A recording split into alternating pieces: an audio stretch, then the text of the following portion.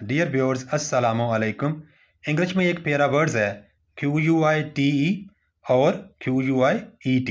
इन दोनों वर्ड्स में से एक वर्ड के प्रोनाउंसिएशन या तलफ़ुज़ में हम गड़बड़ करते हैं, उसके बारे में मैं आज आपको बताता हूँ। QUITE क्वाइट, इसको हम करेक्टली प्रोनाउंस करते हैं और इसका मानी है बिल्कुल।